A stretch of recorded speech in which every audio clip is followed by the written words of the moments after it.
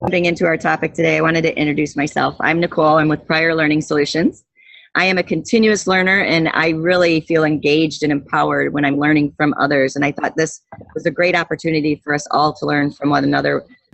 I personally have over 20 years of sales experience, marketing, and operations management, and I really enjoy helping others. I am fairly new to the training industry. I've been here for about 8 months, learned a ton from my network. I've had these amazing conversations and thought bringing it together for this webinar format would be an amazing opportunity, and so far it's been very enlightening. One of the next things that I've done is I thought that it would be great to share someone who is looking within the field, since we have so many people within the talent acquisition, talent development market. I'm going to put in the chat box a link to Amber's profile. Amber is looking for, well, she's a Six Sigma green belt. She is looking for a position actually in any industry except for financial, preferring the areas of Fort Myers, Fort Lauderdale, Miami, or Atlanta. She has 21 years of learning and development, leadership development experience, and over 8 years of retail management. If you know of anyone that's looking for an excellent HR candidate, please keep Amber in mind and either share her profile with your contact or reach out to Amber and share some new opportunities. With that, we're going to move into our program. Our first panelist today is Kim Stewart. Kim Stewart is the Senior Vice President of Learning and Talent Development at First Citizens Bank, the largest family-controlled bank in the United States. Kim is an award-winning learning and talent development executive with 25 years of experience in the public and private sectors. Kim holds a degree in secondary mathematics education from North Carolina State University and numerous certifications in the learning and talent space. Kim resides in Raleigh, North Carolina with her husband and 2 sons. Kim? Okay, perfect. Thank you. Well, the first question that you might have is, what in the world is YPP? So that is our acronym for what we have branded Your Performance Path. And it is our new approach to the annual performance review process. So on the first slide, before I even get into what was the change, I wanted to share with you what the change culture is in our organization. So we have no formal change process in place. We don't ascribe to a particular change model. We don't have a formal change management role. I would say culturally we are risk conservative, which is quite interesting when you see the change that I'm getting ready to introduce, because it's more on the leading edge of what organizations are doing relative to annual performance reviews. Change management responsibility here lies with the initiator of whatever the effort of the project is. There is very heavy reliance on corporate communications. My team in learning and talent development as well as our HR business partners. And one of the things that we have a significant challenge to balance here is that we are over 100 years old. We are publicly traded, but we are majority owned by 3rd generation family. And so we are rooted in core values that obviously are over a century old, but we also have to remain relevant both to our employees and to our customers. And so that makes it an interesting gives an interesting dilemma in rolling out change initiatives in our organization.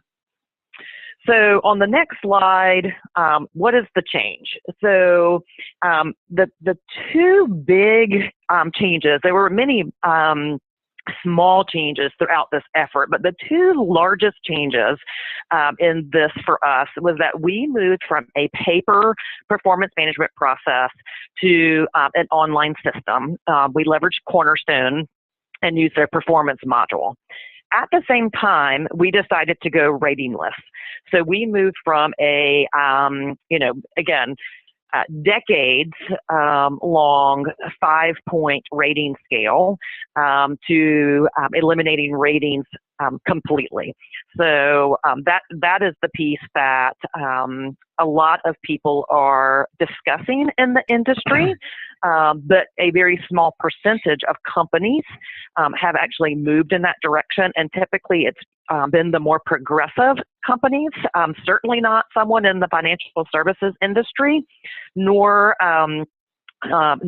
someone in the financial services industry that is as conservative as we tend to be as a culture. So we ripped the Band-Aid off. We started out discussing doing this as a small pilot, and decided to go to the Big Bang effect instead. So I will reference that throughout the presentation and in the lessons learned, and let you know how that worked out for us. I will tell you that this is brand new. This is our first full year on a rating list process. We have just completed the annual merit review. So again, the first time that we are making merit decisions without ratings in place. And I will say the jury is still out, and I believe it will take another definitely 2 or 3 cycles for us to determine the full impact of this change, and quite honestly, whether or not that we want to beg off to any degree on this decision. So now let me move into, in the next few slides, what did we do to prepare for this, to implement, to manage it, with in mind that we did not have, as a company, a formal change model or a formal change management arm of the organization.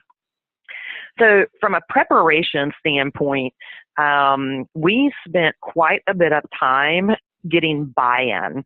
So our CHRO spent time with our executive leadership team, and we also needed to do quite a bit of work internally with our own HR team around what was the data out there. And to be perfectly honest, not a lot of organizations had moved this direction yet. So there wasn't a year's worth of research saying that this would net in a positive outcome for us. So we had to do a lot of selling of our vision and what we were trying to accomplish and why we wanted to move this direction. And particularly in HR, our HR business partner team is the face of HR to our client groups.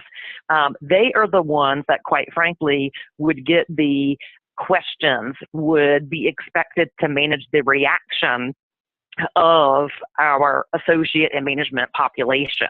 And so it was very important for them to buy in early on and understand why we were doing this, and position them to be able to help champion and support this change as it rolled out to the organization. And then, as in most organizations, there were key leaders, and I don't like to use the word political, but from a political standpoint, people that we knew that we needed to preview and sell this to in advance, or they could potentially do a lot to derail it just because of their reaction. And it wouldn't even necessarily have to be a negative reaction or naysaying. It could be just a neutral, not going out and supporting it would be enough to derail the impact of the change. So spent a lot of time in the buy-in phase. And then when we moved into planning and building and testing, we included key stakeholders to help us design the process and design the system, to help us determine what communication was needed. Where did we need to be high touch? Where did we not have to be so high touch? Who was it important to include as part of the project team? So we actually tapped some end users who helped us review and give input on how we were building in the system along the way, and also served as testers for us. And we identified people who we were pretty confident, based on prior experience, would be skeptics of this. So we bit the bullet and said, it is probably going to be a little bit painful, but let's include them up front to the extent that they are part of creating and implementing this change.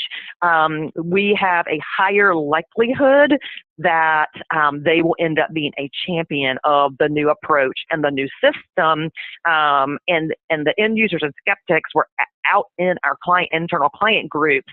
So those would be additional voices outside of HR that we could use to help us manage in this change. So moving to the implementation phase on the next slide, we did a lot of communication, and we did it, I would say we started at the top first. So we did it in segments. When we were, prior to launching, we scheduled demos with executive and senior leadership. We reviewed the communications. We got input from them on how the communications were positioned, how we were going to roll this out. As we moved down in the organization, we provided a lot of training support, starting with our HR business partners. We wanted them to have some hands-on technical expertise, so that they could work with their internal client groups on how to best leverage the system. We branded it, and you can see on the page and the graphics some of the branding and the process. And then we had a lot of support that we put in place. So kind of all hands on deck availability through our HR business partner and learning and talent development team. The first couple of weeks of implementation, we positioned and trained in advance our HR service center so that they could handle calls on how to use the system. And we also had help pages and FAQs and job aids, and you'll see much of that outlined on the next page, which I included kind of, it's part implementation, part management. The screenshot that you see is a shot of our help page, which was directly in the system. So you could be in any part of the online performance tool, and you could click over to this help page. We had video tutorials, job aids which showed screenshots and step-by-step instructions. We had reminders that we would send out via pushes from our Cornerstone system. We also had pop-up messages, so when people would go in during kind of high learning management system touch times, so annual compliance is coming due. So when you log into the learning management system, which all of this is accessed through that main gateway page, we would have pop-up messages. Have you gone into your performance path? Have you entered your goals? Have you entered comments? We did virtual roadshows, and we offered to conduct webinars and staff meetings to share successes and best practices, answer questions on how to leverage the system, and then we conducted. We kind of had a listening post, and we did as well formal lessons learned meetings, and we made real-time improvements to the system based on feedback and questions that we were getting. So I think that made a big difference. On the next slide, from an assessment standpoint, as I mentioned, we're in our first year of this, so we are still in the assessment phase. But as far as initial determination of was this change taking hold? Was it working? We monitored our support inquiries. We monitored task completions.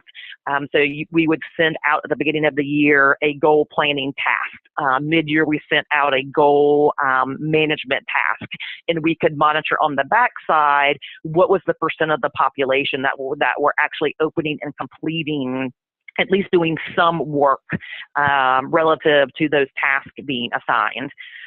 We could also go in and monitor goal progress. So how many employees were going in and making comments about their goal progress. And again, just listening posts, touching base with key high volume players in the organization to ask where were the pain points, what were the challenges, what were people's reactions to this change. So that moves us to kind of what were the lessons learned throughout this process, and what would be some tips or advice that I would share with you, whether it has to do with writing list performance reviews or just any broad change. As the first would be, if there is any type of technical component, don't underestimate the impact. And the example that I would give you there is, we had already been using the Cornerstone system for our LMS for a couple of years, and we underestimated how easily we felt associates could apply how they navigated through the LMS to how they would navigate through the performance system. And we ended up having to go back and provide additional hands-on training that we initially did not believe was necessary. I would also say sometimes less is better. We had so many job aids and tutorials that it was almost overwhelming. So people would end up calling the service center anyway, even though there was a job aid or a tutorial available for them. And so we went back and revisited and simplified those resources for associates. Also, keep it simple.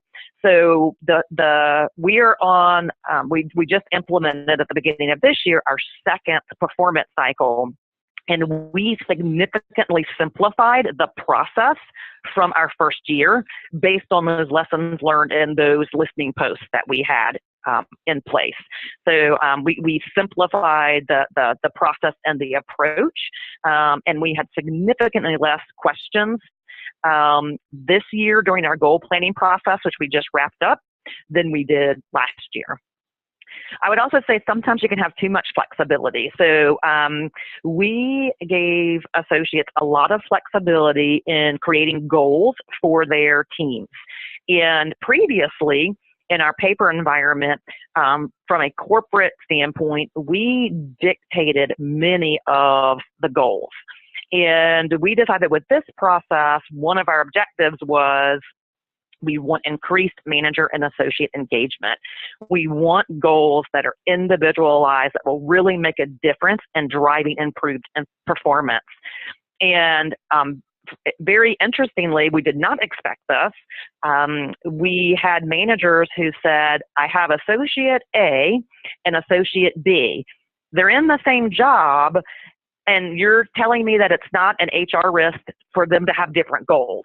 And so that is something that we had to work through, and that we had to coach them on, that they were insecure about the flexibility that we gave them in the process.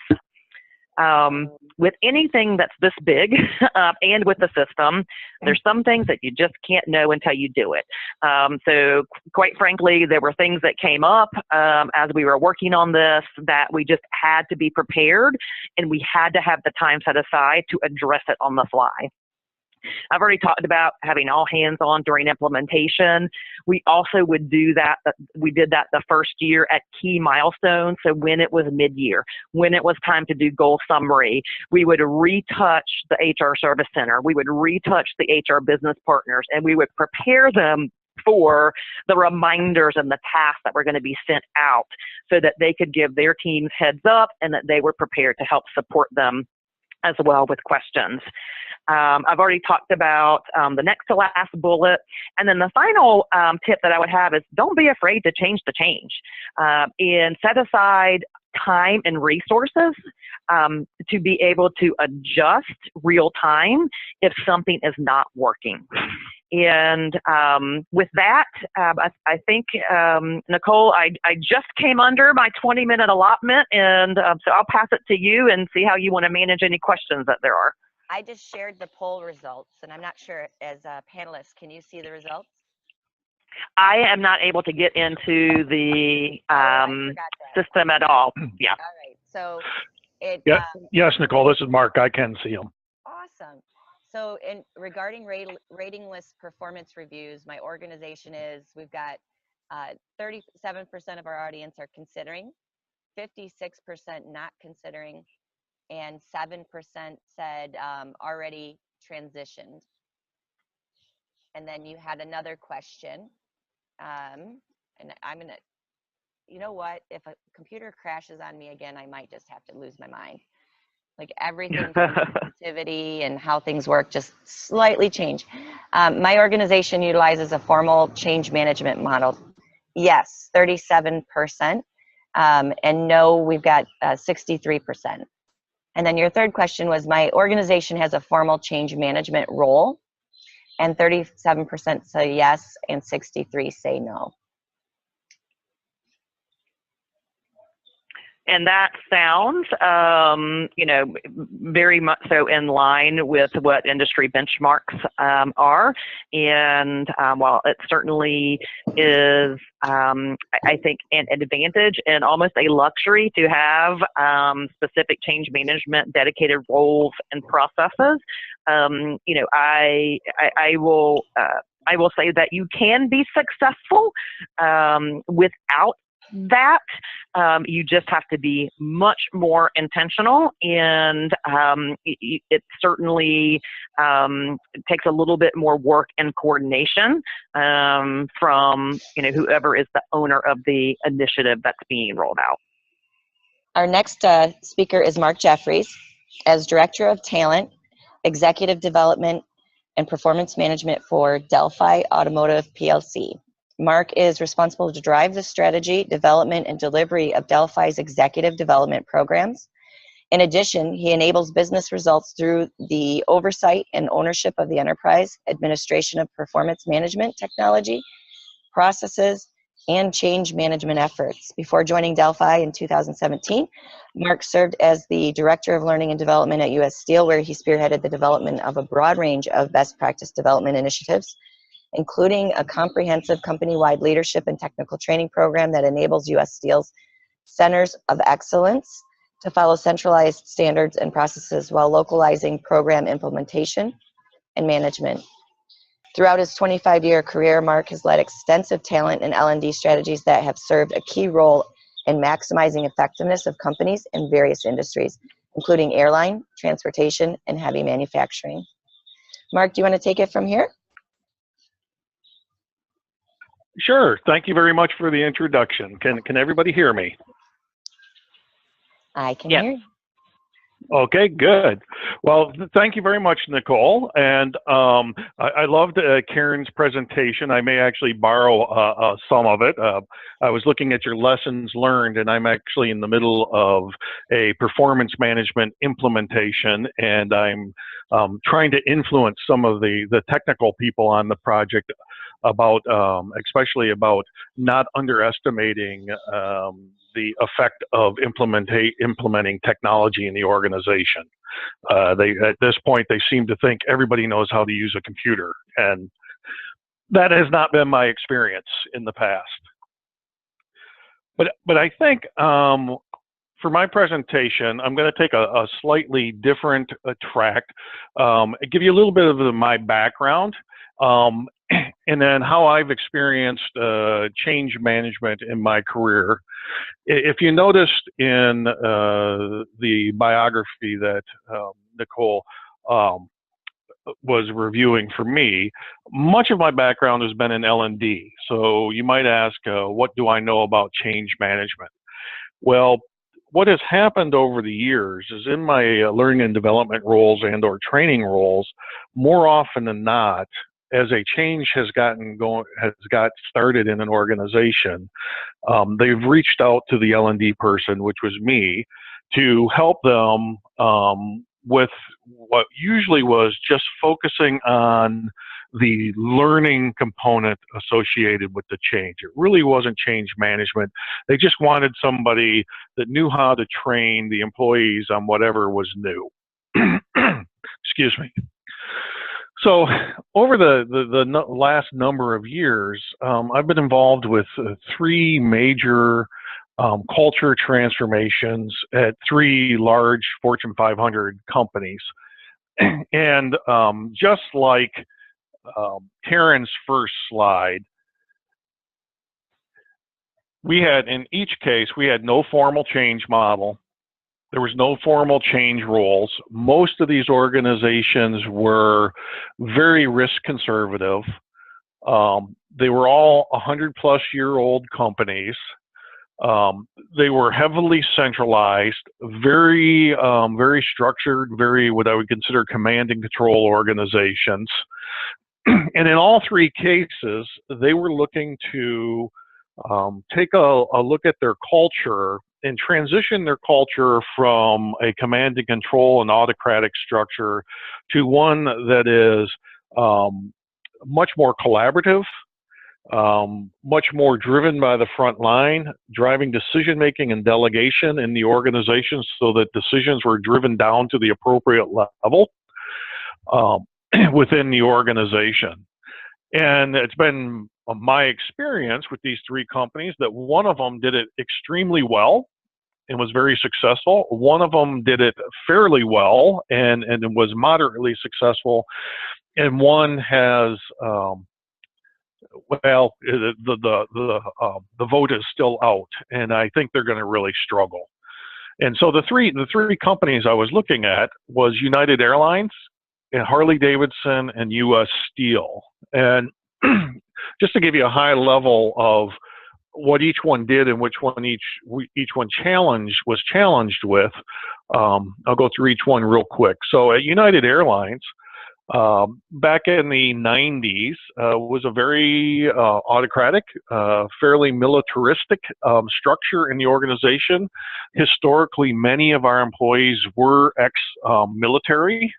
And so they ran the operation like the military.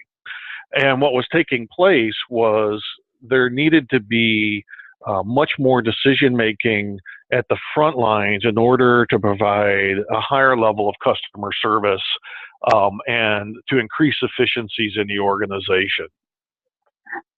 So this organization was fairly successful. They focused on their communication and development needs, so they really looked at who they wanted to be, communicated that into the organization. We led a large leadership development program that introduced the new style of leadership we were looking for, so that we had the leadership prepared for what we were trying to do. And then the third component was around the reward and the HR systems. That was the piece that we missed. So what happened was we had an organization that we got everybody ready and wanting to execute on the change, but the reward system snapped them back to the old way of doing business, because when they went back to the office, everything kept rewarding them for the way they used to do business. So I think from a change perspective, it worked fairly well, but from a long-term, really changing the culture, it didn't have the impact that was desired. Excuse me. Now, the second company was U.S. Steel, and this is the one they're actually still going through the transition right now. they, from a change model or a change perspective, didn't do many of the things that I imagine the folks on this call would consider modern change management. So, for example, we went into the transformation, we announced the transformation, but we really didn't have a solid idea of what the desired state was. We didn't have a model and communication channels in place to affect the employees across the organization and be able to communicate to them, this is where we are and this is where we want to be, in helping them understand why we have to make this change. And what the major change was really increasing the efficiency inside the organization, going to a much more customer-focused business model, and implementing continuous improvement methodologies within the manufacturing organizations. So right off the bat, it was very confusing for much of the organization to understand what we were trying to achieve. And then another thing we also did is we put together a very strong learning program around what the change skills that were going to be needed in the organization. So, for example, we wanted to implement Lean and Six Sigma. We wanted to implement team-based decision-making and problem solving, and we implemented that across the organization. So if you can think about it, we trained a lot of people with new skills, but we never really told them where to take those skills and how to apply them and where we were trying to drive the organization. And then on top of that, the reward system didn't reward where we were trying to go. So the HR systems were not updated to reflect the change. So I think they're really going to struggle going forward. And I just kind of wanted to give those two as backdrops. And then the one that I was involved with that I think went really well, and I'll focus more time on why it went well, was Harley Davidson. So I joined Harley Davidson in 2005, and at that time the company was still printing money. There was still a waiting list for motorcycles. We could produce anything that we wanted and sell them, and that had been going on for at least a decade. So what had happened inside the organization is everything was focused on who and how could we build more motorcycles. We didn't have to focus too much on did we have the right mix. We didn't have to focus too much on were we diversifying, did we have an international footprint, and we were ignoring some of the competitive threats that were starting to move into the marketplace. And the competitive threats were, if many of you might remember the Orange County chopper shows, but the specialty motorcycles that people were making, the custom bikes, they were easy to ignore because each one of those companies only produced, a dozen or 30 or 40 bikes a year, but in total, they added up to about 25% of the market. So they kind of snuck in and nobody really saw them coming. And then a couple years later, once 2007 came around and then 2008, the bottom really dropped out of this organization, like many of the companies in the country and around the world. And it was decided that we really had to take a look at how the company was managed, what products we were offering, how we manufactured those products, and then how would our labor unions participate inside the organization. So in a very short period of time, what was decided we were going to do is we decided that we were going to implement a truly servant leadership model of how we were going to lead and manage the organization. We were going to turn the pyramid upside down. To accomplish that, we reviewed each and every role in the organization and sat down with the leaders of the organization as well as the leaders of the union and basically drafted what all those jobs, what the roles and responsibilities of all those jobs were. And so if you think about it from a change model, the first thing we did is we were sitting down and trying to figure out where were we going and what were the structural things that we needed to change inside the organization. So the first piece was, why were we needing to change? The second piece was, changing the jobs and the definition of the jobs and communicating those. The third component was training all of the leadership teams about how their roles had changed within the organization. And then probably the fourth component is we started to focus on the physical, the facilities of the manufacturing facilities of the organization. So one example is the York facility in York, Pennsylvania, where they manufactured the majority of their motorcycles. We took 1.5 million square feet of manufacturing space and reduced it to 600,000 square feet and still manufactured the same number of motorcycles. And we did that by implementing Six Sigma and lean manufacturing technology and techniques in the organization. And then the fifth component was working with the unions to see how they were going to participate. We sat down with the union leadership and negotiated a very modern and contemporary labor contract in which the organization gained a lot of flexibility in the work rules, and actually the union members actually began to make more money. So we weren't after the salaries of the hourly workers, it was the work flexibility. So that was kind of the scope of the change. So you can imagine we changed the leadership style, the leadership structure, how we manufactured the motorcycle, the union contracts, and we did all that in under 24 months. And what some of the key takeaways for us on that were, the big one was around communication. We knew going in we were going to have challenges getting people to buy in that this change needed to be made. Historically, the company was making money hand over fist.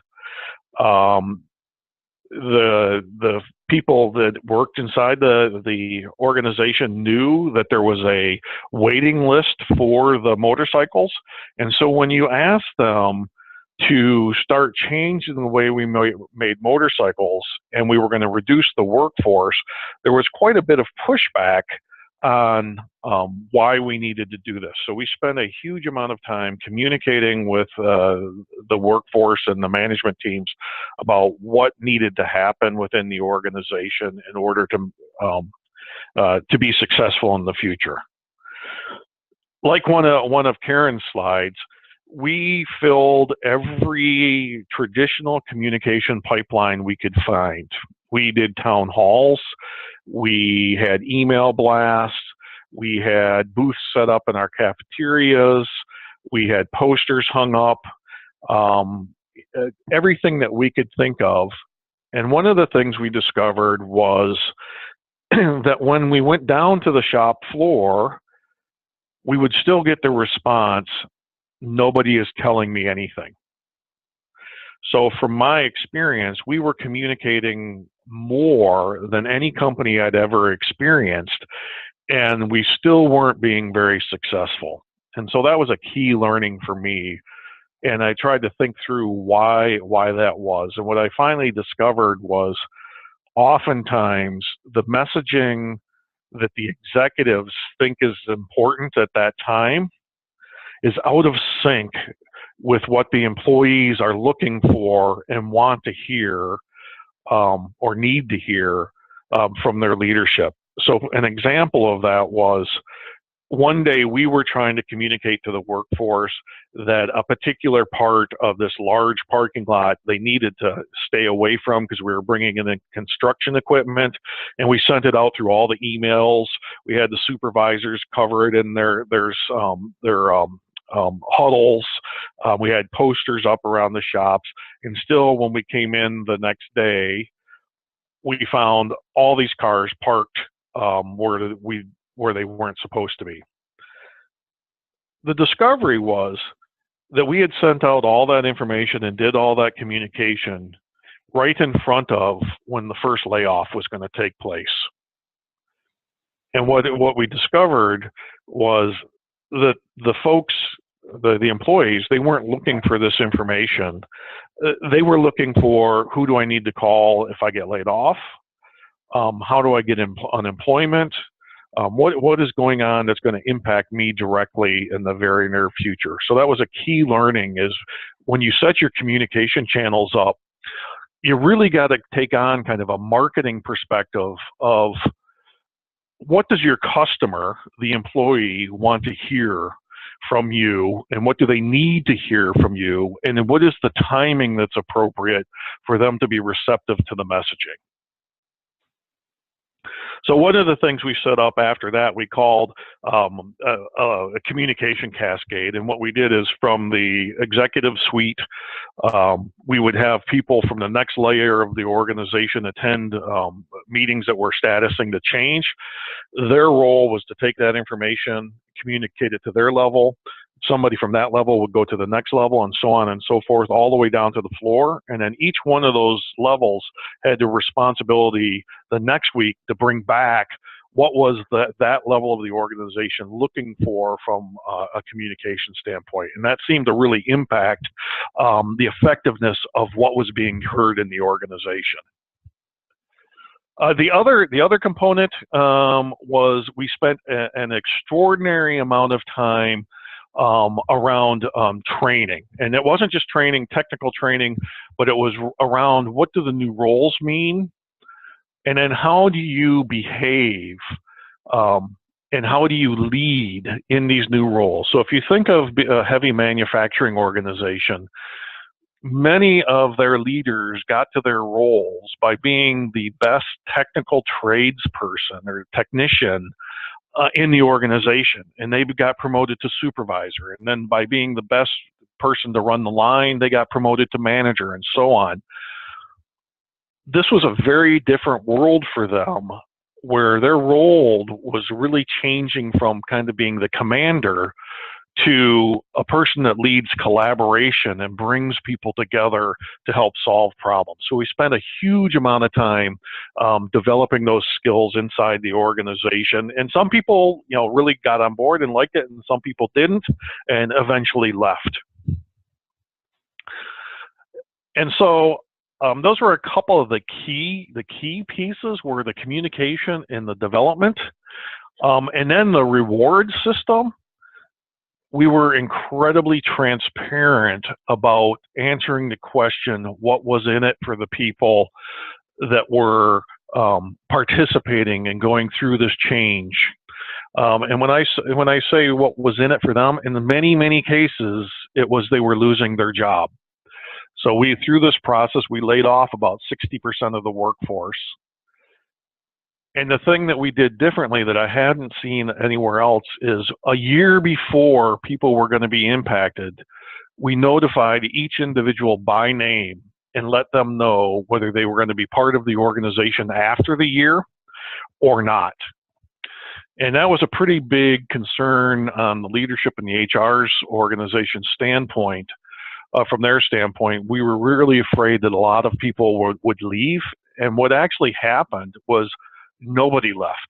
Our attrition rate wasn't any different than it would have been had no change happened. I mean, there were some people that left because they found jobs, but in general, the majority of the people stayed. In fact, we were successful enough in conveying the message of why we were doing this, that we actually had people leading many of the change teams that were not going to have jobs when it was done. And I attribute that to the level of transparency that this leadership team had when they communicated why we are doing, what we're doing, how the people are going to be impacted, how they can engage with the change. And that level of transparency made the company, or made this transformation very, very successful. And the end of the story, so I don't go over my time, the end of the story is they went from a company that was struggling in 2008. They'd lost 35% of their market share to being recognized as one of the top manufacturers in the country in 2013. So I think it's a story of a real change success from approaching it from a strategic level. And I think the takeaways for me, the key learnings were: communicate, over communicate. When you're tired of saying it, say it 10 more times, because it's just so hard to break through what people hear. Make sure that you're out on the floor, you're out in the environment, walking around, so you know what's going on. You have to train the middle of the organization. Oftentimes they get forgotten. The front line gets trained. The executives know where they're trying to take people. The middle gets forgotten. And for any of you that are in a union organization, this type of change, you really don't have to worry about the unions. They won't be your issue, because most of it's all upside for them. The people you do have to worry about is that middle layer, the middle management layer, that is very confused and unsure of whether this is good for them or not. So with that, I know I covered a lot of material fairly quickly. I think I'll turn it back over to you, Nicole. Well, I want to say thank you. I mean, both of you had such great, thorough kind of overviews of what your experience. I love that you touched on that middle of the organization piece, and I'm wondering if Kim can kind of touch on what you just shared here in the last part about that middle organization. I'm feeling like a lot of times the change, it's more, the skepticism that comes out is more about fear, and having those in-person conversations and having that middle organization really part of that, being able to relate to the individuals on the front line, if that is where it really makes it more of a solid and more successful rollout. I'm happy to, Nicole. So when I referenced webinars and staff meetings, many of those were directed at that middle management layer. So we would communicate starting with the top down, which is just culturally here, what is business as usual. But when it came down to who's really going to be having these conversations, who's really going to help us impact whether this change is successful or not, it was more that, I would say, upper middle tier and middle tier. So we started getting requests, and as we got requests and sessions were going well, we proactively reached out to other upper middle and middle management groups and offered to come to, when I say come to, it could be in person if it was local, or virtual via webinar if it was not, but to participate in their staff meeting to talk through and share what some of the other groups were doing that was, making it more efficient, more effective, hearing best practices, and that seemed to make a huge difference in the acceptance of the change.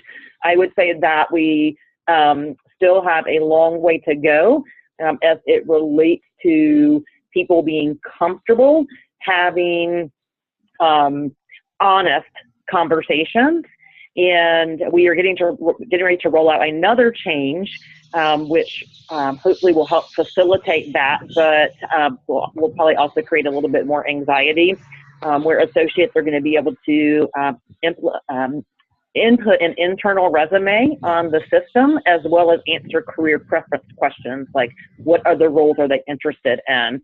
So it will arm managers with information that gives them more insight to have career and professional development conversations with their associates, But one key learning through all of this is that I didn't reference is that we need to do some people management 101 training to support these things that we are rolling out. We have very low turnover. We have a high instance of player to coach promotions and not some assumptions on people's ability to transfer effectively from player to coach and then know how to effectively have those conversations. So that is also something that was an aha that we're now going back and re-supporting just basic people management behaviors for that middle management layer. I'm looking at the Q&A here. Neil, you'd put that's fair to say. I'm not sure where that came in or what that was referencing. Do you want to elaborate if there was a question involved there? And are there anyone else who's here as part of us on the webinar today with questions for Kim or Mark? We've got just a few more minutes to answer any questions that are out there.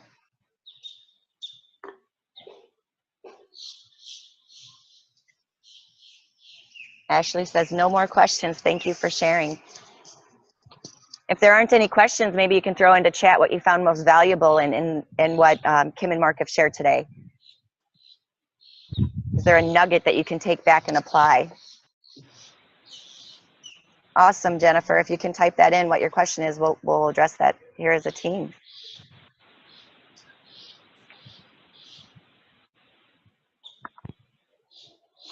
While we're waiting for the questions to come in, Mark or Kim, is there anything further you want to kind of elaborate on now that you kind of both had a couple of moments to think after your presentation?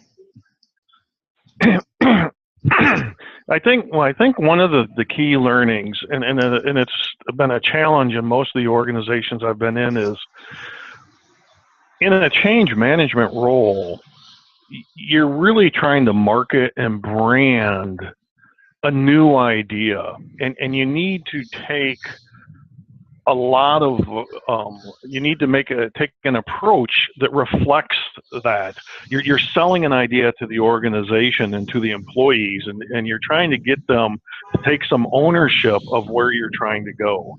And I think many organizations kind of forget that piece. They take a very kind of a business-minded focus to it, and we'll just get people to do it, and because they're employees, and this is the new process, and we'll train them on the process, and people will get on board.